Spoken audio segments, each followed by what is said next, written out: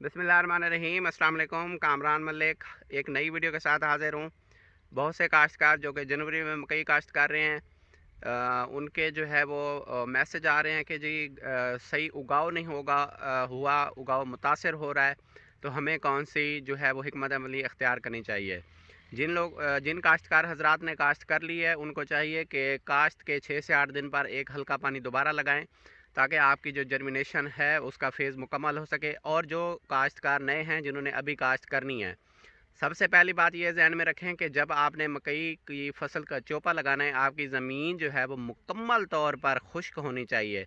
खुश्क ज़मीन तैयार करें, उसमें आपने खेलियाँ पटड़ियाँ जिस भी तरीके से काश्त करना है वो काश्त करें, और ज़मीन बिल्कुल खुश्क तैयार करें। अगर वत्तर हालत में ज़मीन हुई, आपने उसकी खेलियाँ डालनी, फिर आपने पानी लगाना है, ऐसे मरहले में जो है वो आपकी जर्मिनेशन इफ़ेक्ट होती है। दूसरा सबसे बड़ा और अहम काम, आपने सीड ट्रीटमेंट लाजमी करनी है। देखें, जो भी अच्छा सीड ट्रीटमेंट है वो आपके उगाव को भी अच्छी तरह प्रोटेक्ट करता है। आपकी फ़सल को इब्तदाई तौर पर कीड़े और फंजीसाइड, जितने भी फंगल इश्यूज़ हैं, वो क्योंकि एक फंजीसाइड ही होता है, अच्छा फंजीसाइड भी होता है।